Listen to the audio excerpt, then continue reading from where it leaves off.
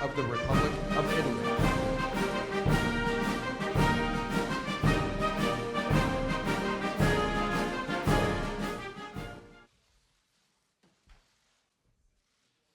Thank you very much.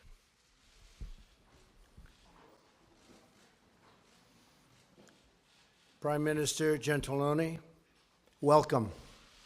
Great honor. Thank you. It's wonderful to have you in our wonderful People's House, known as the White House. And so many great Italian friends are with us today. And we renew always the deep ties of history and friendship that link together the American and the Italian peoples. That history traces its roots to the timeless contributions of Italy to civilization and human progress, so true. Stretching all the way back to ancient Rome, through the ages, your country has been a beacon of artistic and scientific achievement. That continues today. From Venice to Florence, from Verdi to Pavarotti, a friend of mine, great friend of mine. These bonds of history and culture have only grown stronger as our two nations have become close partners, dear friends, and very vital allies. Mr. Prime Minister, I'm thrilled that you are here today to discuss how we can make this great relationship even more productive in the years to come. On the economy, Italy is one of America's largest trading partners. A lot of people don't know that. We both seek a trading relationship that is balanced, reciprocal. I love the word reciprocal, because we don't have too many reciprocal trading partnerships, I will tell you that, but we will very soon. And fair, benefiting both of our countries, and we can work together to achieve that outcome, and that will happen. Italy is also a key partner in the fight against terrorism. Italy is now the second largest contributor of troops to the conflicts in Iraq and Afghanistan. I would also like to thank you, Prime Minister, for your leadership on seeking stabilization in Libya and for your crucial efforts to deny ISIS a foothold in the Mediterranean. You fought hard. We're grateful for your role in the anti-ISIS campaign. All nations must condemn this barbaric enemy and support the effort to achieve its total and complete destruction. Also, as you know, Mr. Prime Minister, we have more than 30,000 American service members, families, and personnel who are stationed across your country. As we reaffirm our support for historic institutions, we must also reaffirm the requirement that everyone must pay their full and fair share for the cost of defense. Together, we can address many pressing challenges, including two that greatly affect both of our countries, those of large-scale migration and international smuggling. Maintaining strong borders is a vital component of any security policy. And a responsible approach to refugees is one that seeks the eventual return of refugees to their home countries so that they can help to rebuild their own nations. Finally, I want to say how much I look forward to visiting Sicily for the G7 as we seek to foster cooperation, not only in matters of security, but also science, commerce, health, and technology. Our two countries have shared interests and shared values, and we can each make great contributions to the other. Mr. Prime Minister, I again want to thank you for being with us and being our true friend. Italy is a spectacular place. I know it well. I love the people of Italy. We have 18 million Italians living in the United States, people originally from Italy. And it's a great honor to have many of them as my friends. Thank you for being here. Thank you, Mr. President. Thank you for hosting us here. I'm honored to be here at the White House today. And I'll now switch to Italian. Abbiamo We had a very fruitful meeting, which reflects an ancient friendship, as the President reminded us with his words. This friendship is also a sign of the 18 million Italian Americans who have such an important role in our country, in this country. And this friendship is witnessed also by the fact that Italy is the second choice for American students who study abroad. And we're very proud of this. And this confirms the importance that the United States gives to the cultural dimension of our country. As the President himself just said, this friendship is based on a common commitment against terrorism. This commitment is a commitment in which we are both very active. Our country is very active in Iraq and in Afghanistan, and I think that the stabilization work will be decisive. The stabilization work of Iraq after the military defeat that we expect for Daesh. We know that this action against terrorism must take place within our individual countries. In Europe, with the social and cultural commitment against radicalization by cooperating with Islamic communities. Italy contributes to peace and to stability in the Mediterranean. In Syria, where I believe the U.S. choice to react to the use of chemical weapons by Bashar al-Assad,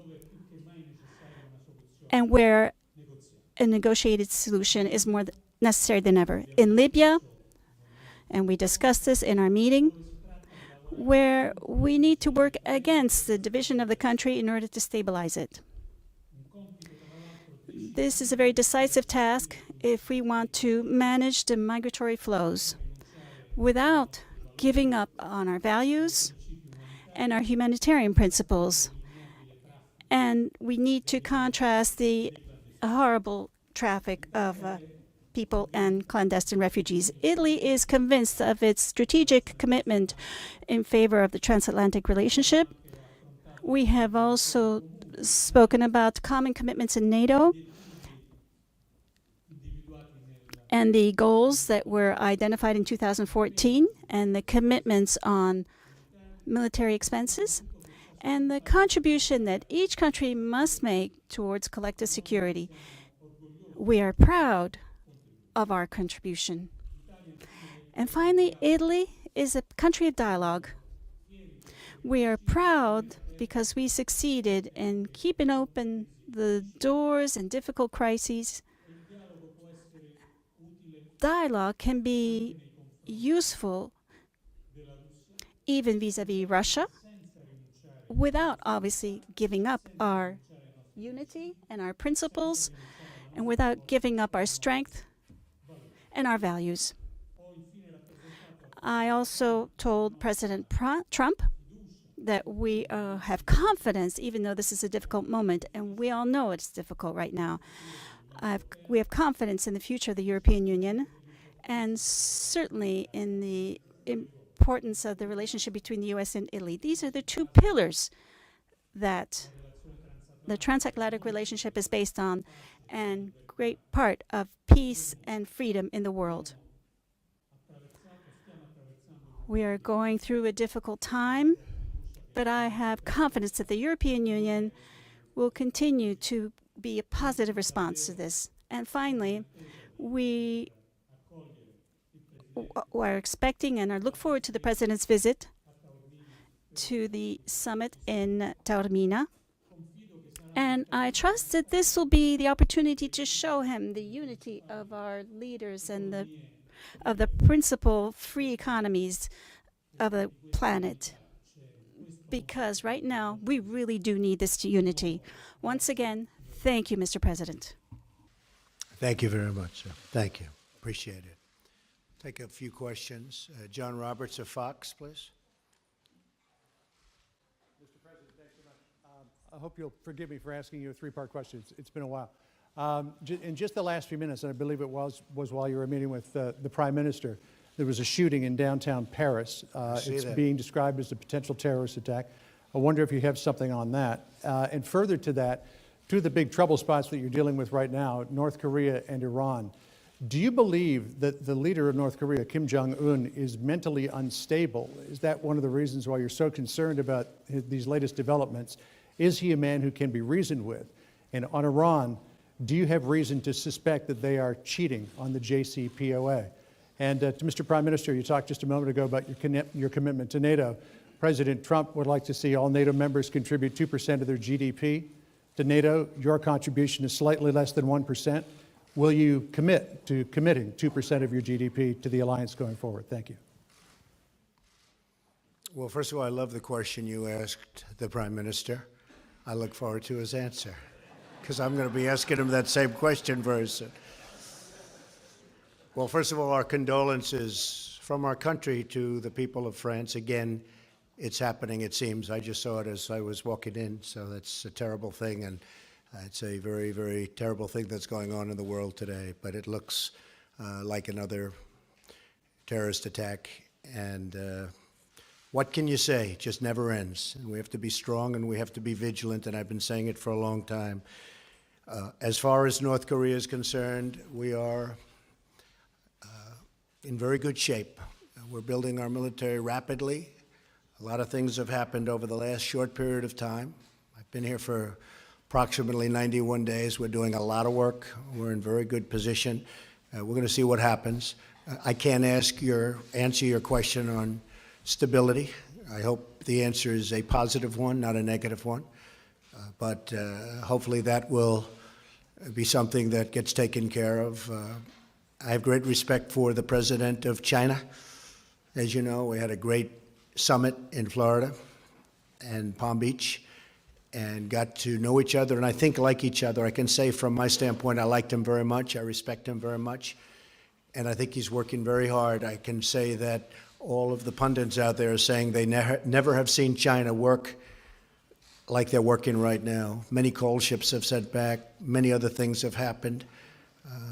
Some very unusual moves have been made over the last 2 or 3 hours. And I really have confidence that the president will try very hard. We don't know whether or not they're able to do that, but I have absolute confidence that he will be trying very, very hard. And one of the reasons that we're talking about trade deals and we're talking about all of the different things, but we're slowing up a little bit. I actually told him, I said, you'll make a much better deal on trade if you get rid of this menace or do something about the menace of North Korea, because that's what it is. It's a menace right now. So we'll see what happens. As far as Iran is concerned, I think they are doing a tremendous disservice to an agreement that was signed. It was a terrible agreement. It shouldn't have been signed. It shouldn't have been negotiated the way it was negotiated. I'm all for agreements, but that was a bad one, as bad as I've ever seen negotiated. They are not living up to the spirit of the agreement, I can tell you that. And we're analyzing it very, very carefully, and we'll have something to say about it in the not-too-distant future. But Iran has not lived up to the spirit of the agreement. And they have to do that. They have to do that. So we will see what happens. Thank you very much, John. Thank you, Mr. President. Prima di tutto, First of all,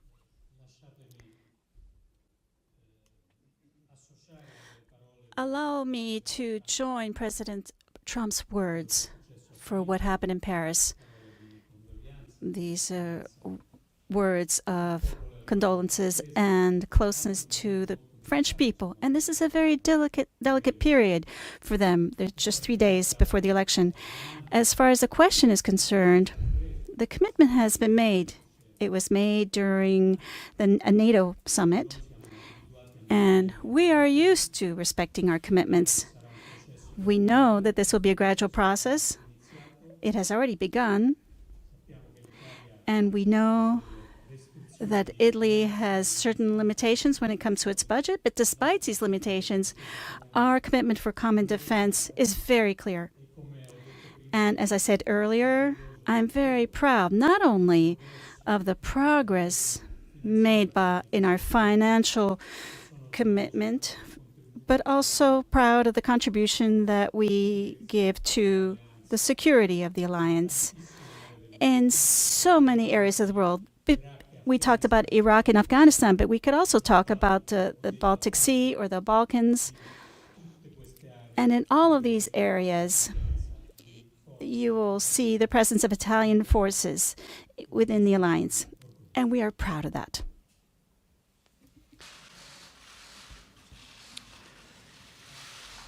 Giovanna Pancari. Sky News. Sky Italia. Prima per... First, for you, President Gentiloni, I wanted to ask you, we saw from this new administration a new type of policy on the international scene, very different from what we had in the past. And one of the last important operations which was carried out by President Trump was in Syria, with a bombing following the use of chemical weapons by the Assad regime. I wanted to ask you, does Italy think or conceive a possibility to take action in more action in Syria? Since my colleague from Fox News did, so I'm going to take as well the possibility to ask you two questions. First of all, about European Union. You have said in the past that Brexit was a great thing and that you think that other countries will follow. So you know that Italy is an important player and supporter of European integration. Do you believe that actually a strong Europe is important for the United States, also looking forward at the French election? And then the second question is that you said that you're looking forward to come to Italy for the G7, and I wanted to know if you're also looking forward, if it's going to be possible to meet Pope Francis during your Italian trip. Thank you. Syria. Syria.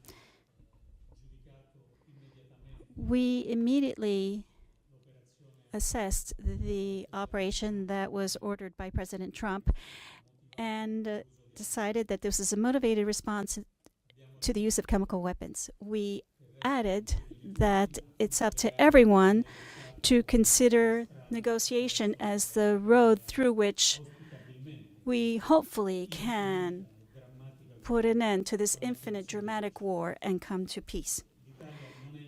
Italy is not directly involved in the operations, in the military operations in Syria, other than marginal aspects. But it's not our plan to change this attitude. Yes, a strong Europe is very, very important to me as President of the United States, and it's also, in my opinion, in my very strong opinion, important for the United States. We want to see it. We will help it be strong. And it's very much to everybody's advantage. And I look very much forward to meeting the Pope.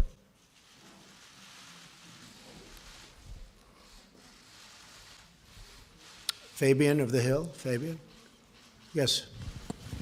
Thank you, Mr. President. Some people on Capitol Hill believe you can get one of two things next week, a vote on health care or a vote on a government funding bill. So my question is, which one is more important to you to have, a vote on health care or a vote on a bill to keep the government open? And Mr. Prime Minister, I want to get your thoughts on a referendum in Turkey that occurred last week. You spoke about democratic values in the European continent, so are you concerned with the result of the Turkish referendum, and is that something that you discussed with President Trump? Okay, I want to get both. Are you shocked to hear that? And we're doing very well on health care. We'll see what happens. But this is a great bill. There's a great plan. And this will be great health care. It's evolving. You know, there was never a give up. The press sort of reported there was like a give up. There's no give up. We started. Remember, it took Obamacare 17 months. I've really been negotiating this for 2 months, maybe even less than that, because we had a 30-day period where we did lots of other things the first 30 days. But this has really been 2 months. And this is a continuation. And the plan gets better and better and better, and it's gotten really, really good, and a lot of people are liking it a lot. We have a good chance of getting it soon. I'd like to say next week, but it will be, I believe we will get it, and whether it's next week or shortly thereafter. As far as keeping the government open, I think we want to keep the government open. Don't you agree? So, yeah, I think we'll get both. Thank you.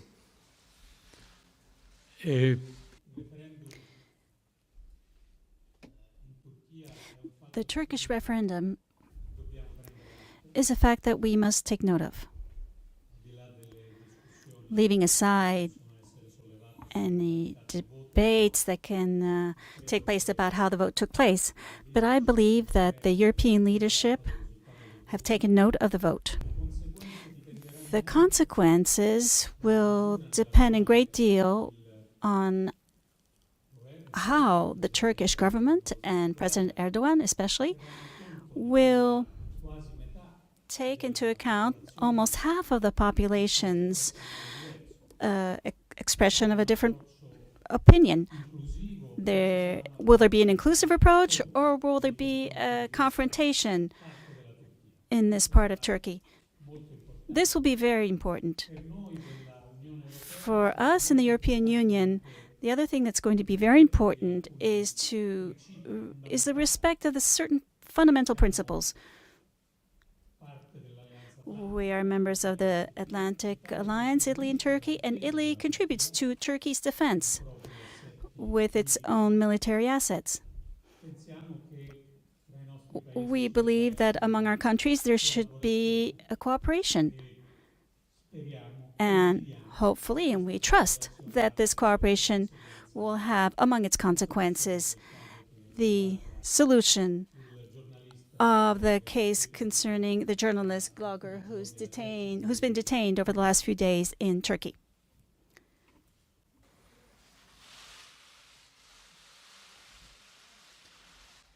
Giornale Radio. Italian Radio. President Gentiloni, you have focused a lot on the leadership, Italian leadership and American leadership, in order to stabilize Libya. What do you expect exactly from Washington? And especially, I'm asking you, what is necessary in this process, in this relationship of cooperation with Russia? President Trump, do you see a role for your administration in helping stabilizing Libya?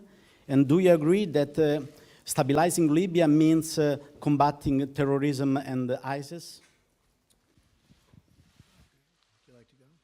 Mael,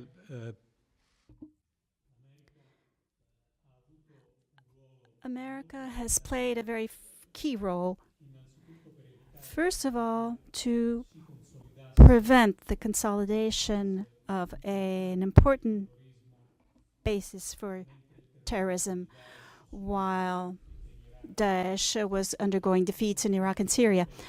There were operations that were sustained by the U.S. against Daesh in the city of Sirte, which were successful. Now the commitment must be political, and therefore in the cooperation between the U.S. and Italy and other key partners in the region, the goal is to broaden the basis of a consensus for the Tripoli government, which is recognized by the international community, but which must be able to count on a broader consensus.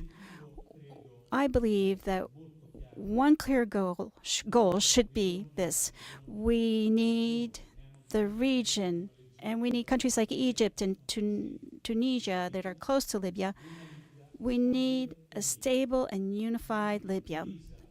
A divided country and in conflict would make stability worse. The U.S.'s role, in this is very critical. I do not see a role in Libya. I think the United States has right now enough roles. We're in a role everywhere. So I do not see that. I do see a role in getting rid of ISIS. We're being very effective in that regard. We are doing a job with respect to ISIS that it has not been done anywhere near the numbers that we're producing right now. It's a very effective force we have. We have no choice. It's a horrible thing to say, but we have no choice. And we are effectively ridding the world of ISIS. I see that as a primary role, and that's what we're going to do, whether it's in Iraq or in Libya or anywhere else. And that role will come to an end at a certain point, and we'll be able to go back home and rebuild our country, which is what I want to do. Thank you all very much. I appreciate it. Thank you.